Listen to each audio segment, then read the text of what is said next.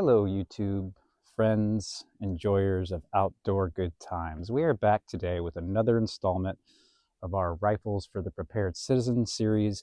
Whatever that means to you, whatever your context, whatever your reference frame, whether that be the modern Minutemen, guerrilla, or maybe you're just a simple homesteader or farmer like me who lives in the woods and just wants to be left alone. If you like this type of content, be sure to give me a thumbs up, like the video. It helps me out. We're trying to grow the channel just a little bit, not do anything crazy. We don't want sponsorships. We're not trying to sell you anything, not trying to scam you. This is just one American sharing information with other Americans for information and entertainment purposes only. Now that we got that out of the way, we're going to talk today about silencers, suppressors, whatever terminology you want to use. Some people like to argue about stuff. A lot of people like to argue about stuff, judging from the comment section on many YouTube videos. But we had a recent event where the $200 tax penalty was removed, and it's caused a little bit of a floodgates to open, if you will. A lot of people are applying for suppressors. Some people have negative thoughts about going on record. We're going to talk a little bit about that towards the end of the video, about being on record as owning gear. That's not the purpose of today's video. Today we're just going to talk about the concept of suppressed rifles, of silenced rifles, some of the applications, and some products that might fit your particular niche or application. And we're going to start off with kind of, let's just say, closing a cliffhanger. Some of you might recognize this from my GWOT clone video. This is the Daniel Defense M4A1 with the SOP mod Block 2 Wrist 2 handguard. And we had a Surefire RC2, which we bought back in November of 2025, finally just got approved on Friday, and I picked it up today. So this is a fitting suppressor for a GWOT-ish clone. The RC2 is kind of known for being combat-proof, if you will.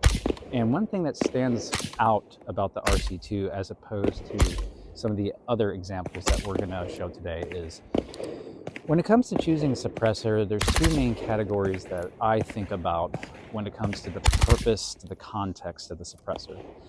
One is signature reduction, and two is noise reduction. Now, arguably, noise reduction is a form of signature reduction, but a lot of people only think about silencers, suppressors in the second regard as far as the noise reduction. Really, the purpose of a silencer can, depending on the context, can go a lot more detailed and complex than just the noise aspect of it. The RC2 from Surefire, of course, mates up against the Surefire muzzle devices. In this case, I have an SF3P on this. I'm not going to take this off. I'll put a link in the description to the original video on this where I had this unsuppressed if you want to see that muzzle device, but it is still installed on this rifle. The RC2 is known from not only its noise reduction, which it's not necessarily the greatest in that capacity, but it's widely known for its signature reduction, its flash, its fireball, and overall heat signature reduction, as opposed to other, let's just say, more modern stylized cans. We're going to talk about the concept of modern, more stylized cans here in a minute, and some of the pros and cons and trade-offs that occur with some of these modern cans. But first, just to finish off on the RC2, the RC2 is kind of the sweet spot, at least a lot of people consider it to be, as opposed to the original or the RC3. A lot of people come back to the RC2. Of course, they got the mini now, they got the different colors and everything. But I chose this one as it was locally available and convenient and available near the beginning of the season where we lost the tax penalty. Now, I bought it in November, went ahead and waited till January to submit it to the ATF, just so I would have to not pay that $200 tax penalty. Believe we actually submitted around January 7th eventually, and it just got approved on Friday, which was what, January 29th or 30th? Whatever the case may be, it took a couple of weeks. But that's just Surefire RC2. I'm definitely loving it so far, especially on this particular build. Now, something that has a little bit more of a trade-off, if you will. I'm trying to keep my finger out of that trigger guard of that grenade launcher there. It's not hot, so there's no grenades in there, but we should still practice good technical safety. Now here, this is an example of something, a phenomenon that's happened over the last couple of years. And what this is a Huxwork ventum. So the Huxworks are known for being gas reducing systems, flow through systems where you don't get as much gas back to your face. They are considered lighter weight, being that they are titanium cored and they are 3D printed. Now, when these first came out, I was sold on these with the titanium core and the lightweight and the 3D printing. Personally, I never really understood the 3D printing aspect as far as it being an advertisement, as it's a pro. To me, 3D printing, to me, just tells me I could have done it myself. And usually when I'm paying for a product, I'm paying for a capability that I can't produce myself. So advertising as being 3D printed doesn't do much for me. But one thing I will say about these cans is that they are very quiet. They are lightweight. They do reduce the gas as opposed to some of my other applications. But one of the things I've found about the titanium cans, and this comes back to the signature versus noise reduction, is these are notorious for throwing sparks and a little bit of flame. And I've experienced that myself in both of my Huxworks products, of which I do have two. This particular application is more of a bedroom gun, home defense, and I do apologize for this glare thing I got going on here, but this is more of a home defense gun. This is my Mark 18, ran suppressed. It's got some other features to it that make it kind of unique that we're not going to go into in this particular video, but it runs great and I've really enjoyed running this particular rifle. Now, the Mark 18 doesn't really have an option for adjusting the gas for your suppressor. Now, some of the other options do have that, and many rifles and guns out there do have that plugged in, basically baked in. So the Huxworks Ventum, I really enjoyed it. This one in particular is direct threaded, which is another thing you have to consider when considering silencers, is your mounting system. Whether you go direct thread, where it's a dedicated suppressor to your gun, or you go for a hub mounting system where you can interchange silencers between different guns. Lots of options there. We already talked about the Surefire SF3P muzzle device and the whole Surefire system of muzzle devices with their cans, and we'll show you a different example here in a second. This one is direct threaded. Now, my other Huxworks Ventum is on my long range setup, and yes, my long range setup is semi-automatic. Oh my goodness, it's not a bolt gun. Not everything's about a bolt gun when it comes to long range. This right here is a 6.5 Creedmoor with a 30 cal Huxworks Ventum on. So it's the 30 cal version, but again, every once in a while, you're gonna see a whole shower of sparks come out of there, which if you're just doing a little of homesteading and want to spare your local farm the noise, or maybe you're doing some backyard hunting and you don't necessarily want the next people down the road to know, then these are fine. But if I would argue, if you end up being in a, let's just say, two-way rifle range at night type of situation, signature reduction becomes more of a thing. But this one has worked well on this application. The great thing about this is it does have the Q hub mounting system, so I can take this off, put it on my 308 battle rifle, or I can take it off and I have this, the Q cherry bomb, which is what this is here. I don't know what the current YouTube thing is. If I take this off, if it counts as something, it's going to ding my channel. I don't know. But a Q cherry bomb is just a little mounting system where you can thread onto the hub that mates up against it. And so I have 3 different guns that have the Q mounting system on that I can take this 30 cal and interchange it between any of those guns. Now, that leads me to another concept of multi-caliber use suppressors. For example, this 30 cal can here, I can run 5.56, I can run 6.5 Creedmoor, I can basically run just about anything in it, sub 30 cal, and get away with it. Now, obviously, I can't put a 5.56 can on here and run my 6.5 Creedmoor or my 308. So some things to consider. And when it comes to the handgun world, you kind of can apply the same concept by going with the 45. Of course, that's not universal across the board and doesn't apply to 22. It does kind of, but we'll talk a little bit more about that in a minute. But this is the 30 cal Huxworks Ventum, titanium core, 3D printed on my long range 6.5 Creedmoor setup.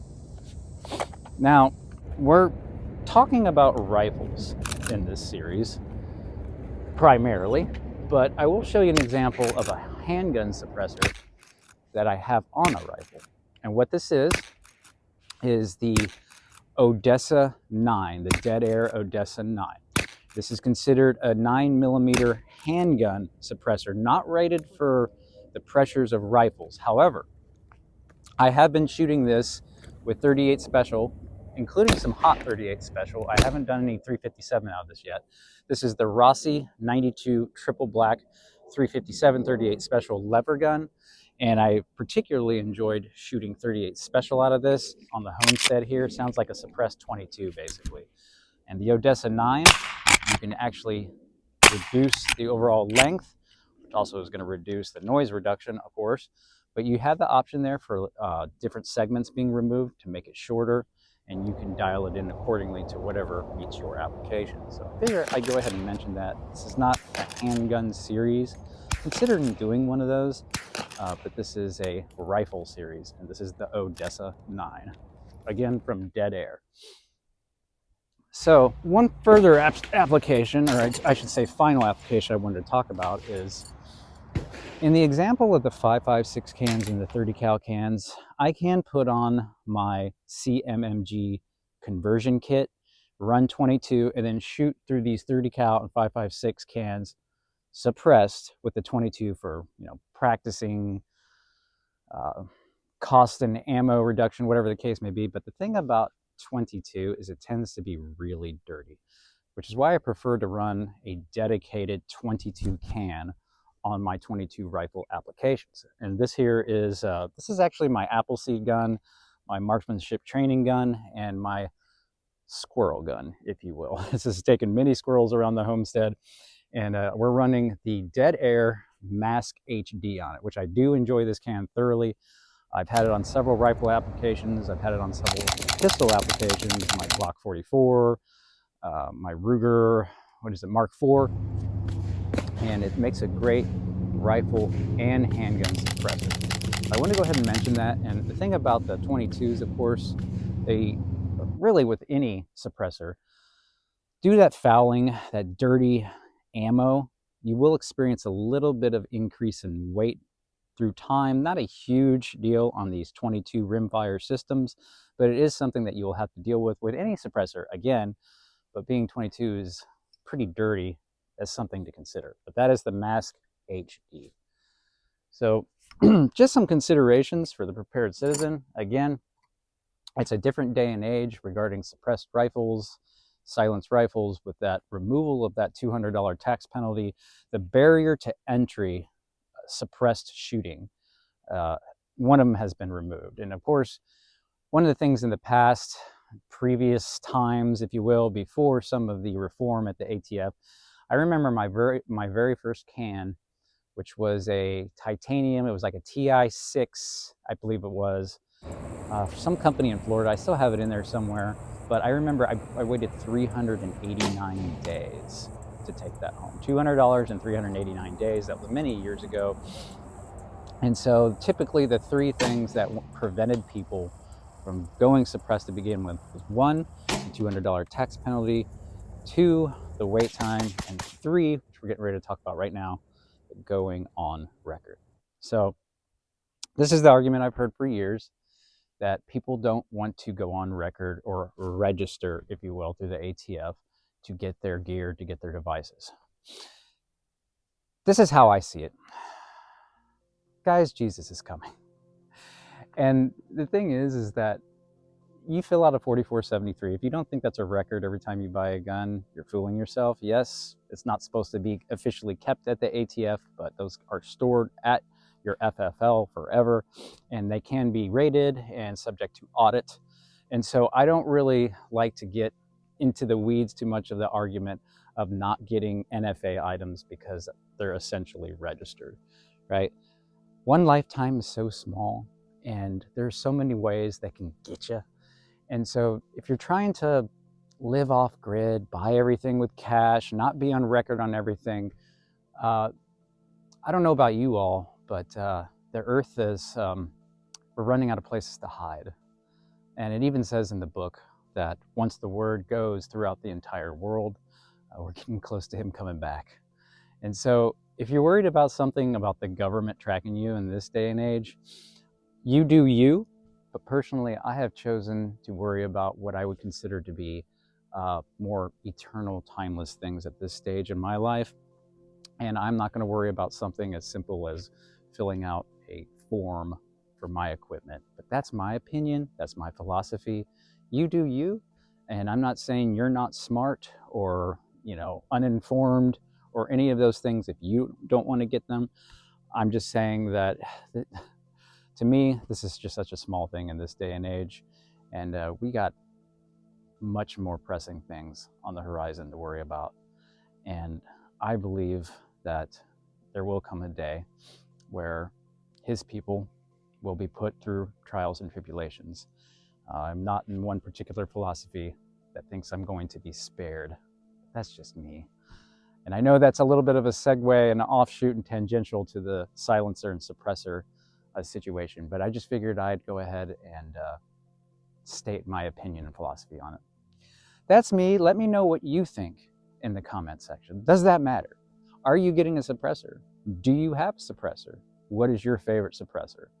Are you planning on picking some up in 2026? Leave a comment down in the comment section. I'm genuinely interested to know, for real. So with that, do the best to take care of you and yours and prepare for the future that is getting ready to unfold in front of us. And with that, find a little bit of peace in your life and be the light in the room.